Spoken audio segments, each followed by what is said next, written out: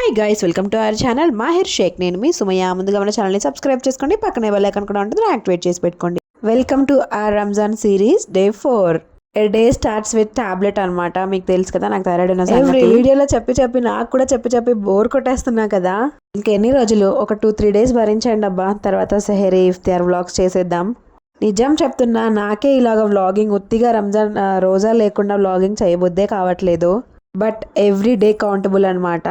చెప్పా కదా, రంజాన్ సిరీస్ ఏమో కానీ మా అమ్మాయి సిరీస్ అని చెప్పొచ్చు. అని వీడియో మొత్తం తనే ఉండబోతుంది ఇవాళ కూడా.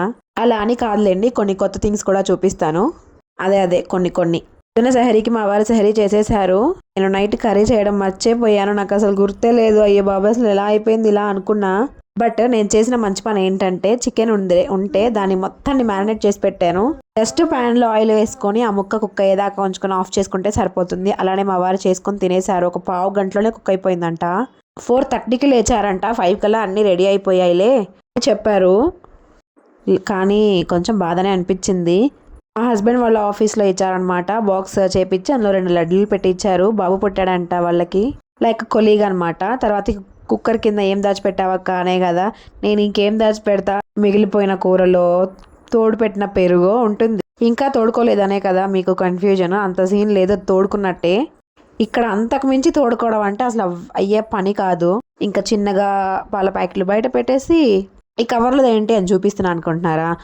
గులాబీ మొక్కలకి వేయడానికి గుడ్డు పెంకులు ఉంటాయి కదా, అవి డ్రై చేసి పక్కన పెట్టా అనమాట. ఈ రైస్ వచ్చేసరికి స్పెషల్గా ఎందుకు చూపిస్తున్నా అంటే, బుల్లెట్ రైస్ అంటారు వీటిని. స్పెషల్గా రైసులు చేసుకున్నప్పుడు బాగుంటుంది. జీరా రైస్, ఘీ రైస్ అలా చేసుకుంటాం కదా. మన సైడ్ లాగా సోనా మసూరియే యూజ్ చేస్తారు. ఇక్కడ సోనా మసూరి స్పెషల్. మనకేమో బాస్మతి రైస్ ఎలా స్పెషలో వీళ్ళకి అలా అనమాట. వీళ్ళు డైలీ తినేదేమో సొసైటీ రైస్, అంటే మన సైడ్ రేషన్ రైస్ అనమాట. పొద్దున్న 6:30కే చూడండి అసలు ఎలా ఉందో ఎండ. మర్చిపోయాను, నైట్ ఒక గ్లాస్ వరకు ఉంటాయి అనుకుంటా ఈ పాలు. మర్చిపోయి బయట పెట్టేస్తే విరిగిపోయాయి. అసలు భలే ఉసూరు అనిపించింది. ఎందుకంటే బయట కుక్క చిన్న పిల్లల్ని పెట్టింది. ఒక 10 పిల్లల దాకా ఉన్నాయి. వాటికి పోసున్నా అయిపోండు హ్యాపీగా అవన్నా తాగేవి. మేము తాగలేదు, మర్చిపోయాను, పాడైపోయాయి. ఇవాళ సండే ఫండే కదా, ఇంకా నాకు కూడా కొంచెం రెస్ట్ తీసుకునే డే అనమాట. ఎందుకంటే స్కూలు ఆఫీసు 2 ఉండవు కాబట్టి. మర్చిపోయా చూపించడం. నా ఉసిరికాయ జ్యూస్ తాగుతున్నా అనమాట. లిటరల్లీ కొంచెం చేంజెస్ కనిపిస్తున్నాయి. ఆల్మోస్ట్ 3-4 డేస్ నుంచి తాగుతున్నా కదా. నేను సెహరీ చేసే లోపు ఈ షీషా ఖాళీ చేసేయాలి. గ్లాసులు తాగబుద్ధి కావట్లేదు. కొంచెం షార్ట్ లాగా అయితే తాగుతున్నాలే కానీ. బట్ చేంజెస్ అయితే కనిపిస్తున్నాయి. ఫేస్ కొంచెం గ్లో అనిపిస్తుంది. డైజెషన్ ఇంప్రూవ్ అయింది. ఓకే అనమాట. దీనికి గ్రీన్ సిగ్నల్ ఇచ్చేసేయచ్చు. గ్యాస్ట్రిక్ ప్రాబ్లమ్స్ ఉన్న వాళ్ళు మాత్రం అసలు ట్రై చేయొద్దు.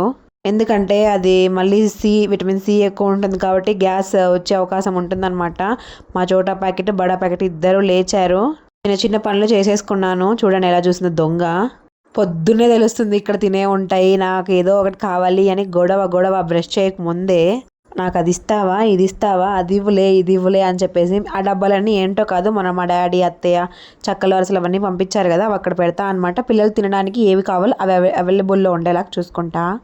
నేను ఆల్రెడీ మీకు చెప్పా కదా, చోటా ప్యాకెట్ బడా ధమాకా అని చెప్పేసి. మా ఇల్లు మీ అందరికీ కన్ఫ్యూజన్గా ఉండొచ్చు. కిచెన్ పక్కన బాత్రూమ్, హాల్లో ఏమో బాత్రూము అలా ఉంటుంది అని చెప్పి. ఇక్కడ ఇళ్ళన్నీ అలానే కడతారనమాట. మెయిన్ డోర్కి స్ట్రైట్గా బాత్రూమ్ ఉండేలాగా కడతారు. కిచెన్కి పక్కనే బాత్రూమ్ ఉండేలాగా, ఇంకొక బాత్రూమ్ ఉండేలాగా చూసుకుంటారనమాట. మనం తీసుకున్న 2 BHK కాబట్టి అక్కడ అక్కడేమో వాష్ ఏరియా, రూమ్ కూర్చోడానికి మరియు బట్టలు వేసుకోవడానికి వేరే రూమ్స్ అనమాట అవి. అక్కడ హాల్ ఎదురుగా ఉంది. ఈ కిచెన్ దగ్గర ఏమో నార్మల్ గది అంటారు కదా, అలా అనమాట. ఈవిడ గారు సోఫానే ఉడుస్తుంది. ఎవరన్నా కింద చిమ్ముకుంటారు. మా పిల్ల అట్లా కాదు, సోఫానే చిమ్ముతుంది అనమాట. పోవట్లేదని చెప్పి చేయితో రబ్ చేస్తా కసువు చిమ్ముతుంది అనమాట. వీడు పెద్దోడనే గాని బుద్ధికి మాత్రం బుడ్డోడే. చెప్తుంది వినండి. కోను भैया धोया कौन धोए ब्रो भैया किना भैया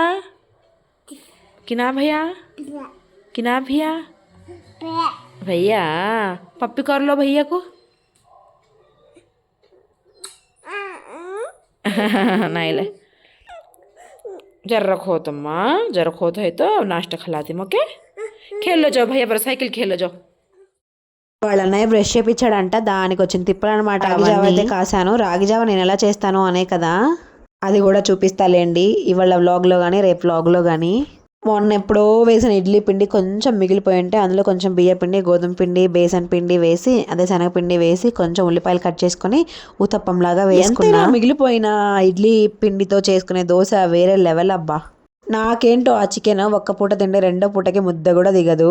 మనము మటన్ బ్యాచ్ అనమాట, చికెన్లు అంతగా దిగవు. మా నాన్న చిన్నప్పటి నుంచి కూడా మటనే అనమాట నాకు అలవాటు చేశారు. అతి కష్టం మీద పెళ్ళైన తర్వాత చికెన్ అలవాటు చేసుకున్నాం. ఆయన తినడం కోసం కాదులేండి, వండడం కోసం. అయినా పెళ్ళికి ముందు కప్పు కూడా తీసే బాపత్ కాదు నేను. మా ఊర్లో ఎవరినైనా చెప్తారు, సుమయ ఏమన్నా ఇంట్లో పని చేసిద్దా పెళ్ళికి ముందు అంటే అక్కపక్క ఇళ్ళ వాళ్ళు కూడా చెప్తారనమాట, ఒక్క పుల్ల కూడా చేయదు అని. మా అమ్మాయి మాత్రం నా స్పెట్స్ పెట్టుకుని తిప్పలు పడుతుంది. ఈ మధ్య సైట్ పెరిగినట్టుంది కొంచెం, వాళ్ళు కూడా సరిగ్గా కనిపించట్లేదు నాకు. కొంచెం స్క్రీన్ టైం ఎక్కువైపోతుంది వీడియో ఎడిటింగ్స్ అని చెప్పి అదని ఇదని. ఇంకా తర్వాత టిఫిన్ చేపిచ్చేసి పాలు తాపిచ్చేసాను. ఇంకా ఉయ్యాల దగ్గరికి వెళ్ళిపోయింది అనమాట. మెహందీ నాకు పెట్టు, అక్కడ మెహందీ కోన్ పెట్టాము మొన్న నైట్ పెట్టుకొని. నాకు పెట్టవని వాళ్ళ నాన్నతో యుద్ధం చేస్తుంది. ఇంకా చిన్నగా ఆఫ్టర్నూన్ 11 అయితే అయిపోయింది టైం. ఇక్కడ వాళ్ళ నాన్న కట్టేస్తున్నారు, ఎందుకో చెప్పనా. మాహిర్ని ఒకటే కొట్టడం, అసలు ఆ ప్యాంట్ తీసుకొని తిరగడము. ఎన్నిసార్లు చెప్పామో మేము, అస్సలు వినట్లేదు. ఇంకా భయపడట్లేదు అని చెప్పేసి వాళ్ళ డాడీ నా చున్నీ తీసుకొని వాళ్ళ అన్నయ్యని కొట్టింది. మాహిర్ గుక్క పట్టి ఏడ్చాడు అనమాట, అలా కొట్టింది. ఆమ్మో, చిన్న పిల్లల్ని భరించాలి అంటే అబ్బా మామూలు పేషెన్స్ అస్సలు సరిపోదు. ఏంటి రచ్చ మాత్రం బెడ్రూమ్లో పెట్టుకున్నారనే కదా మీ కన్ఫ్యూజన్. ఇవన్నీ అనాథ శరణాలయంకి ఇవ్వడానికి అని చెప్పేసి బట్టలు సర్దినవి అనమాట. బయట ఆల్రెడీ ఫుల్ అయిపోయింది, అందుకే బెడ్రూమ్లో కొంచెం స్పేస్ ఉంటే అక్కడ పెట్టేసాము ఊళ్ళో. ఇంకా కట్టేస్తా ఉంటే సారీ చెప్తుంది చెవుల దగ్గర పెట్టుకొని వాళ్ళ డాడీకి. చేస్తావా, ఇంకోసారి చేస్తావా అని చెప్పి కట్టేశారనమాట. చూడాలి తన ఎక్స్ప్రెషన్స్, మామూలుగా లేదనమాట అసలు. కొంచెం సేపు బాగానే నవ్వింది, తర్వాత అది లూజ్ అయ్యి వచ్చేసింది అనమాట. ఇంకా హ్యాపీగా నా దగ్గరకు వచ్చేసి ఆడుకుంది. ఇంకా వాళ్ళ అన్నయ్య వాళ్ళ డాడీకి చెప్పాడని చెప్పేసి వాళ్ళ అన్నయ్యతో మాట్లాడకుండా సైలెంట్గా ఉందనమాట. వాళ్ళ అన్నయ్య సత్య విధాల ప్రయత్నాలు చేస్తున్నాడు మాట్లాడించడానికి. ఆ తర్వాత వాళ్ళిద్దరు ఒకటైపోయి నా మీద ఎగురుతున్నారు. అమ్మ కొట్టింది, అమ్మే చెప్పింది నాన్నకి అని చెప్పి. వామ్ము, నేనే అనుకున్నా నాకంటే డబ్బులు వీళ్ళిద్దరు. ఇక్కడ కూర్చోవడం, వాళ్ళ అన్నయ్య ఏమో ఆట సామాన్లన్నీ ఇచ్చాడనమాట ఆడుకోవడానికి. వాళ్ళ అన్నయ్యని వెతుక్కుంటే కిచెన్లోకి వెళ్ళిద్ది. ఈవిడకి తెలియకుండా వాడు వెళ్ళి చాక్లెట్లు అవి తినొస్తా ఉంటాడు. నేను మా పిల్లల్ని వాడు వీడు అంటే మీకేంటి అబ్బా ప్రాబ్లము, మా అబ్బాయి కాబట్టి నేను అంటాను. అరే ఓరే అని పిలవకూడదు పిల్లల్ని, అది ఇది అంటారు. నా పిల్లల్ని నేను పిలుచుకోక మీరు పిలుస్తారా? మీరు పిలిస్తే నేను ఒప్పుకుంటానా చెప్పండి.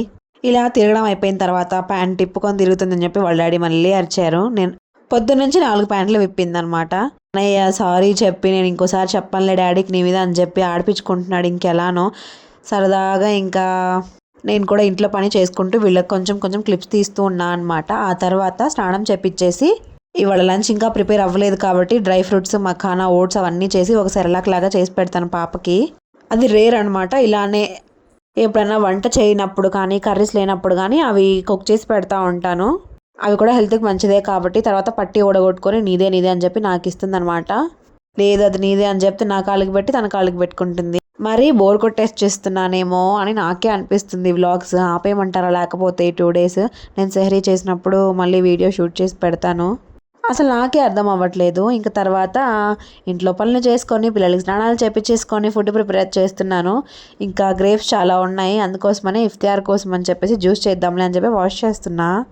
ఎవరమ్మా గ్రేప్స్లో సాల్ట్ వేసేది అనే కదా మీ కన్ఫ్యూజన్. అస్సలు మర్చిపోకూడని విషయం ఏంటంటే గ్రేప్స్ ఎప్పుడు తినేటప్పుడైనా పిల్లలకి ఇచ్చేటప్పుడైనా సాల్ట్ వేసి ఖచ్చితంగా వాష్ చేసి ఇవ్వాలి. వాటి మీద ఫెర్టిలైజర్స్ అవన్నీ లిక్విడ్స్ రూపంలో కొడతారంట గ్రేప్స్ తోట వాళ్ళు, అందుకోసమని బాగా వాష్ చేసుకోవాలని. 4 సార్లు వాష్ చేసిన తర్వాత చూడండి నీళ్ళు ఎలా వస్తున్నాయో మురికిగా. అలా గ్రేప్స్ జ్యూస్ కోసం చేసి బుల్లెట్ రైస్ తెచ్చా అని చెప్పాను కదా, అది పులిహార చేస్తే చాలా బాగుంటుంది. రైస్తో మెంతి బాత్, పలావు అవన్నీ చేసుకోవచ్చు అనమాట. ఏంటి కుండలో వాటర్ పెట్టి చూపిస్తున్నావు అనే కదా, నేను దీని గురించి షార్ట్ పెడతాలేండి చూడండి. చిన్నగా స్నానం చేసేసి నేను అన్నం తినేలోపు 4:30 అయిపోయింది టైము.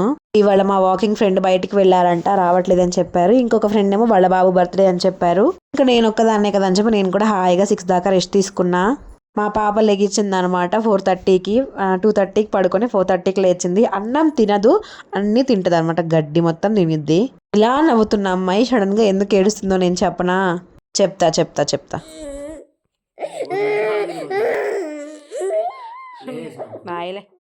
వాళ్ళ అన్నయ్యకి ఒక దెబ్బ పడింది అనమాట వేస్ట్ పనులు చేస్తే, అందుకోసమని తినేడుస్తుంది.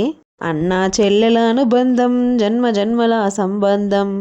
ఇంకా ఈ ఇద్దరు దొంగలు మా వారితో కూర్చొని ఏం చేస్తున్నారో చూడండి. జ్యూస్కి వచ్చిన తిప్పలు అనమాట అవి. మధ్యాహ్నం గ్రేప్ జ్యూస్ చేశా కదా, దానికోసం వచ్చిన తిప్పలు. వీళ్ళిద్దరికీ పోయకుండా జ్యూస్ ఆయనే పోసుకున్నారు. సారీ నేనే పోసిచ్చాలేండి. వాళ్ళ అన్నయ్య టోపీ పెట్టుకున్నాడు, వాళ్ళ డాడీ టోపీ పెట్టుకున్నారు అని చెప్పేసి తను కూడా వెళ్ళి టోపీ పెట్టేసుకుంటుంది. తర్వాత వాళ్ళ డాడీ తినకు చెప్పకుండానే ఫస్ట్ సిప్ వేసేసారని చెప్పేసి, నేను రాకముందే చదివేసా అని చెప్పి టోపీ తీసి ఇస్తిరేసింది అనమాట. నువ్వు కూడా లే అని చెప్పేసి వాళ్ళ అన్నయ్య డిమాండ్ చేసేది చూడండి. లెగు అని చెప్పేసి తన టోపీని కూడా తీసి పడేస్తుంది.